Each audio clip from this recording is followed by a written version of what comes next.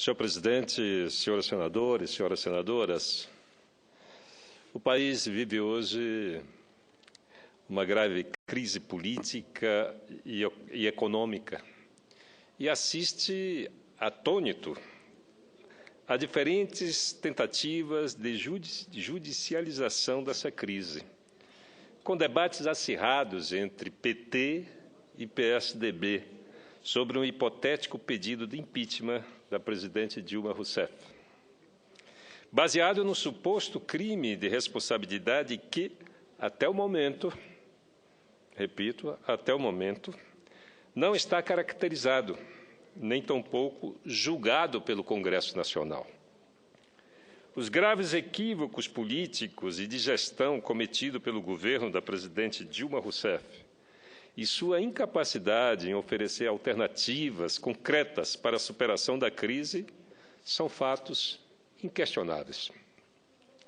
No entanto, não enxergamos até agora, na oposição promovida pelo PSDB e pelo DEM, uma alternativa clara ao país, capaz de superar a crise atual e nos conduzir para a retomada de um processo de desenvolvimento sustentável e com justiça social.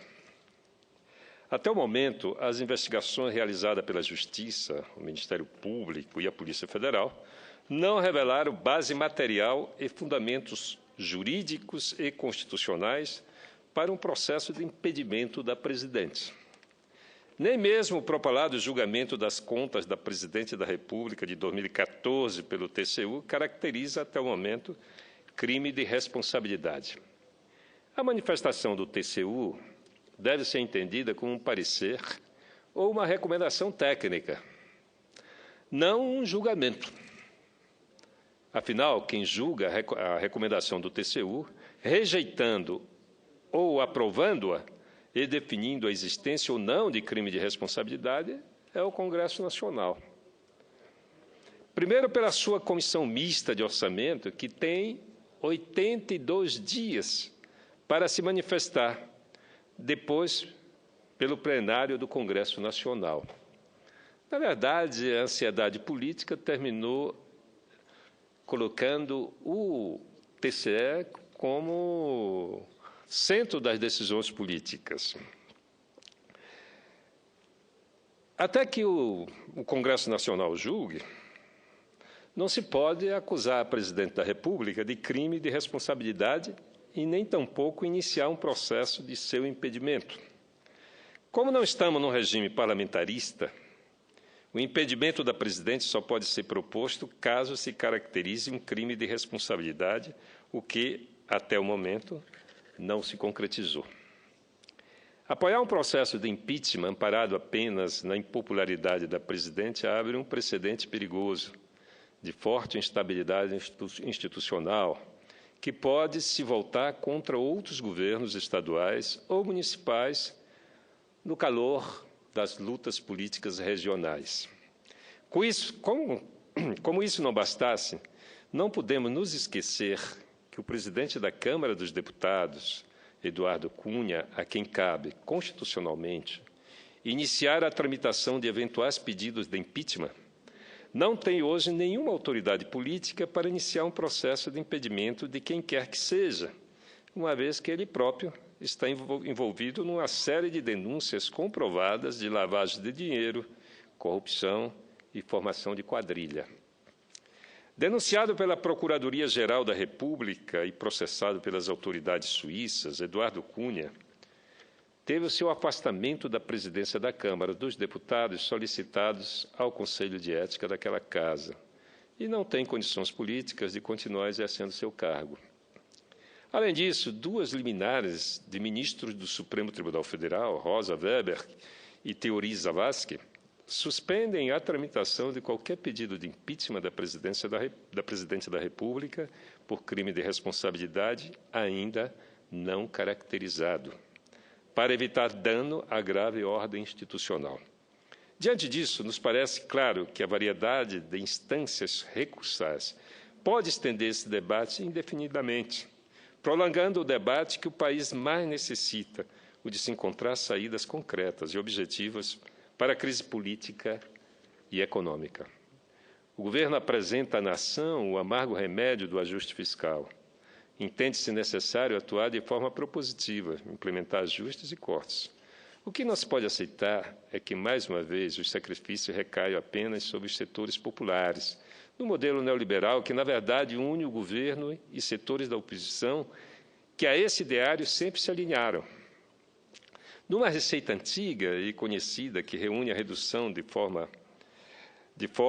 significativa benefícios sociais e previdenciários, limita direitos trabalhistas, adota terapias francamente contracionistas, com severa elevação de juros e induz, por força de sua política de juros, uma expansão monumental do estoque de dívida pública.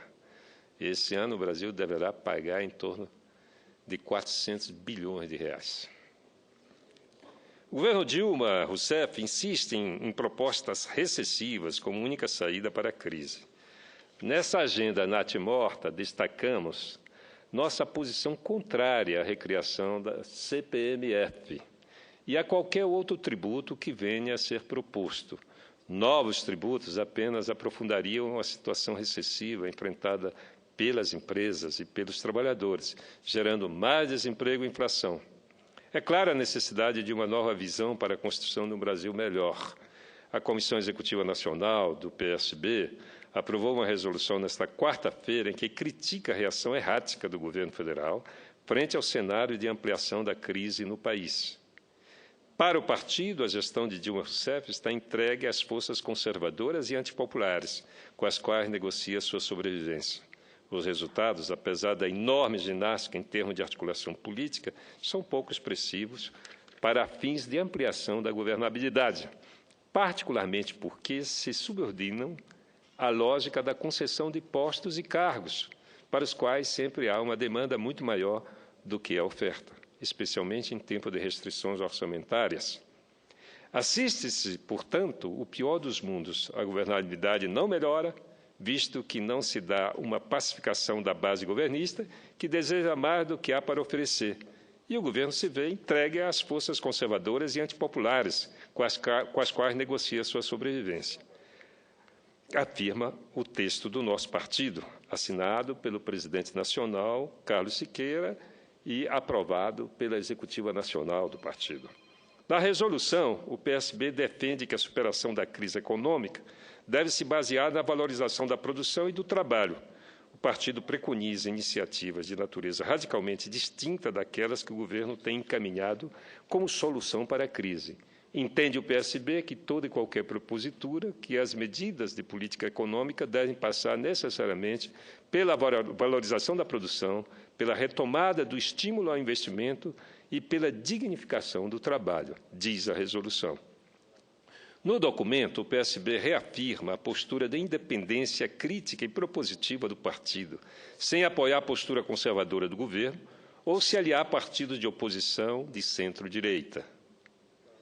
Em decorrência das posições firmadas, o partido decidiu lançar candidaturas próprias nas capitais e cidades polo de todos os estados brasileiros nas eleições de 2016 e determina que terá candidato próprio para a presidência da República em 2018. Nossa independência nos permite criticar quando preciso e apoiar quando do interesse do país e do povo. Assim, mais do que declaração retórica, o PSB deve se comprometer com um conjunto de propostas concretas de superação da crise, tendo como base as que foram apresentadas em novembro do ano passado no documento PSB Independência Propositiva. Nesse contexto, impõe-se a defesa intransigente do crescimento econômico sustentável e da distribuição de renda e riqueza, sem os quais é impossível construir um país economicamente equilibrado e socialmente justo.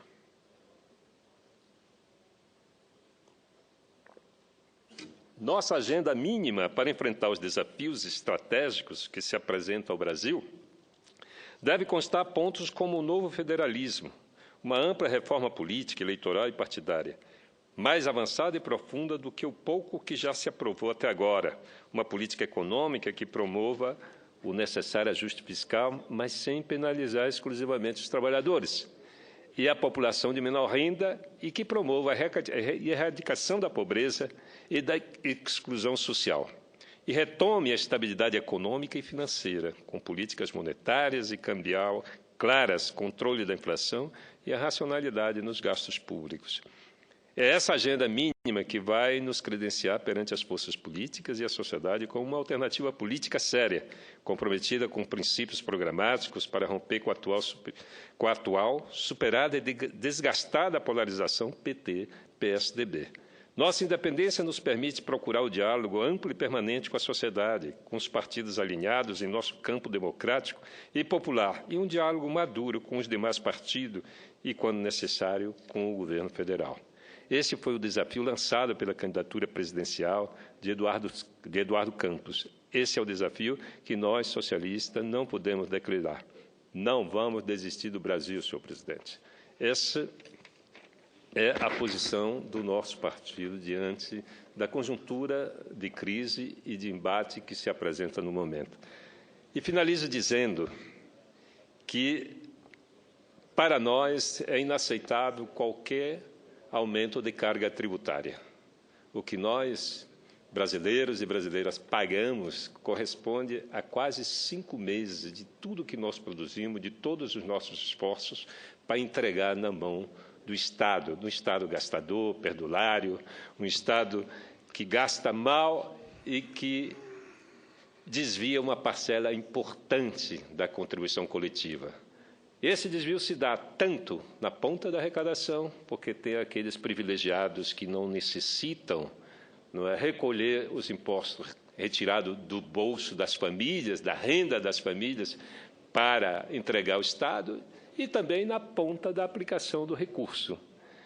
Essas são duas questões que afligem a sociedade brasileira. Se compararmos, senador Cristóvão, a carga tributária do Brasil, que está beirando 36%, com a carga tributária do Canadá, em torno de 31%, e compararmos a qualidade de vida da sociedade canadense e a qualidade de vida da sociedade brasileira, não há por que permitir a ampliação da nossa carga tributária. O que é preciso é o monitoramento permanente por parte da sociedade das receitas e o controle dos gastos públicos.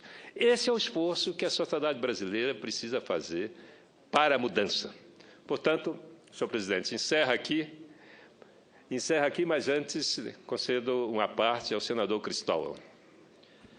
Senador Capiberibe, sem nenhum exagero, eu quero dizer que esse é um dos discursos mais interessantes que eu já assisti aqui nesse meu tempo. Creio que se justifica perfeitamente esse discurso ser lido pela profundidade que o senhor trouxe. Poderia analisar muitos aspectos, mas vou me concentrar em um. O fato de que nós estamos diante de uma crise em que a oposição, como o senhor mesmo disse, citando explicitamente PSDB e democratas, e eu assino embaixo, não trazem propostas hoje, a não ser a ideia do impeachment. Mas o PT e a base de apoio não trazem propostas, a não ser não ter impeachment. No momento em que o Brasil enfrenta o que eu creio mais do que uma crise, um começo de uma decadência, que é um retrocesso. A crise é quando nossas variáveis diminuem o seu desempenho e a gente fica esperando para que ela volte. A decadência é quando a gente dá passos atrás. Nós estamos, a meu ver, dando passos atrás. Nós estamos dando passos atrás na economia. Chegamos à quinta, sexta, depois sétima, vamos ter nona, décima primeira economia do mundo. Dentro de poucas semanas, dependendo do câmbio, Itália nos passa, outros países vão passar. Nós estamos com a infraestrutura em pandarecos e sem recursos para cuidar dela. Nós estamos com a inflação, coisa que tínhamos 20 anos atrás. Nós estamos num sistema de ilegalidade generalizado. Nós estamos indo para trás. É pior do que crise. E o debate deles está sendo se tem impeachment ou se não tem impeachment. E se não tem impeachment, os argumentos, o senhor mesmo lembrou, por falta de base legal profunda, que realmente não tem claro. Mas os que são contra o impeachment não percebem que vai ser impossível aguentar o governo nas suas condições atuais por mais 3 anos. Com legalidade ou sem legalidade, a realidade vai passar por cima de um governo sem credibilidade, mesmo que tenha legalidade. Passa por cima. Em alguns momentos passou por cima por militares, outro momento passa-se por cima por revoluções do povo na rua. Em outros momentos, politicamente se faz impedimento. Ainda que não tenha base legal, e aí fica uma marca muito negativa, porque mesmo não sendo golpe, fica um cheiro de golpe. Nós estamos diante de uma situação muito mais grave, a meu ver, do que a maioria está percebendo. A prova é que essa casa devia estar cheia nesse debate, não sou eu com o senhor, devia estar aqui pelo menos 50 debatendo, inclusive as propostas que o senhor traz do PSB, que eu quero parabenizar pela correção das linhas gerais. Mas está na hora de a gente afunilar isso, dizer concretamente como é que a gente faz, por exemplo, a erradicação da pobreza, e sabemos como é. O Brasil tem acúmulo disso. O velho Miguel Arraes, do seu partido, já tinha propostas para isso. Então, eu quero parabenizar a lucidez como o senhor traz o problema para cá, saindo desse fla-flu entre impeachment ou não impeachment, trazendo a variável Brasil para dentro do debate, que está fora, sumiu. Não se fala no Brasil. E a dificuldade de estarmos diante de um governo que quase que se auto-impede pela incompetência, pela arrogância, pelas barganhas que faz com o Congresso, ou uma oposição que não diz para quê, nem como realmente, do ponto legal, se faz o impeachment. O senhor foi um dos 6 senadores que fomos a presidente Dilma. A gente levou para ela, naquele momento, um rumo. Ela se fazia a Itamar dela própria. Ela vir aqui fazer um discurso, senador Paim, dizendo os erros que cometeu, que tem mais 3 anos, que precisa acertar, que precisa de todos, fazer um ministério diferente. Em vez disso, que ela preferiu barganhar com os próprios aliados. O contrário do que devia fazer. Era hora dela trazer para o lado dela os que não eram aliados, mas que tinham um sentimento de pátria, de nação, de Brasil. E existem. Em vez disso, preferiu ficar dentro do grupo fechado dos que são seus aliados, fazendo barganhas com pessoas que, de fato, a gente sabe, não vão ter contribuição a dar para sair da crise, nem barrar a decadência. É isso que assusta, que o seu discurso, isso que mais me assusta, que o seu discurso seja tão solitário, senador Capiberibe. O seu discurso destoa, como se diz hoje modernamente, é um ponto fora da curva do que a gente ouve aqui todos os dias. E isso talvez seja o que mais assusta, porque deviam ser todos os discursos nessa sua linha, não concordando com todos os pontos, discordando, sobretudo, da maneira de fazer os objetivos que o senhor traz aqui. Mas parabéns pelo discurso, sobretudo por ser fora da curva, da mediocridade que tem nos dominado nos últimos tempos. E quando eu digo nos dominado, eu quero dizer a todos nós. Eu me incluo também entre eles. Parabéns. Muito obrigado, senador. Obrigado, senador Cristóvão. E eu gostaria de acrescentar a necessidade de sairmos dessa dicotomia entre impeachment e não impeachment e tratarmos dos temas que Vossa Excelência levantou, e acrescentaria mais um que nos aflige, que nos angustia, que é a violência. Nós temos que dar uma resposta à violência. Nós não podemos ficar refém, sem nos manifestar e sem propor alternativas. Nós estamos tendo um genocídio dos nossos jovens. O país caminha, de fato, para um retrocesso no campo social. O econômico está aí, mas nós estamos perdendo conquistas muito caras para a sociedade brasileira. E a representação política do povo brasileiro também está retraída, está recuada. Imagine que o presidente de um dos poderes mais importantes da República está sendo investigado, está sendo acusado, está sendo considerado um fora da lei.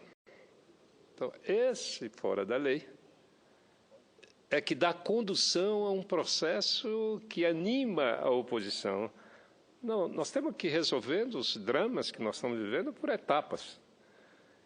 E uma delas é eliminar essas figuras danosas, perniciosas da vida política, gradativamente. Não dá para resolver tudo de uma vez, porque o nosso problema, o problema da corrupção, ele é sistêmico, senador Paim. Não é um desvio de comportamento dos indivíduos, não, é um sistema, e nesse sistema está envolvido todos.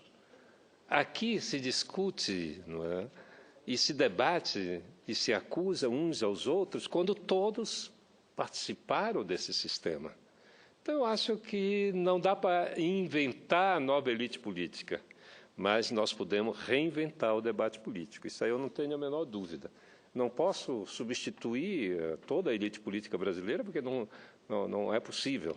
Mas nós podemos sentar e debater na mesa de lideranças do Senado e da Câmara uma proposta que busque buscar solução. Uma carga tributária tão pesada, nós oferecemos de menos. Outros países que cobram menos oferecem mais. Aonde está essa diferença? Como é que se faz para nós superarmos essas grandes dificuldades? Eu acho que é chegado o momento, não dá mais para a gente assistir passivamente o debate que teve ontem aqui nessa casa. As acusações mútuas. Todos estão envolvidos nesse processo, porque o sistema que alimenta os envolvidos na Lava Jato alimentou a todos. Os financiamentos que foram para a campanha de um foram para a campanha de outros. Então, como é que solução nós vamos dar, a não ser chamando todos para um amplo debate, incluindo aí o próprio governo, que saia do seu grupo e que tente uma saída de governabilidade a partir do de sempre, do clientelismo, do paternalismo, do patrimonialismo, do fisiologismo político. Isso não é mais possível. Obrigado, senhor presidente.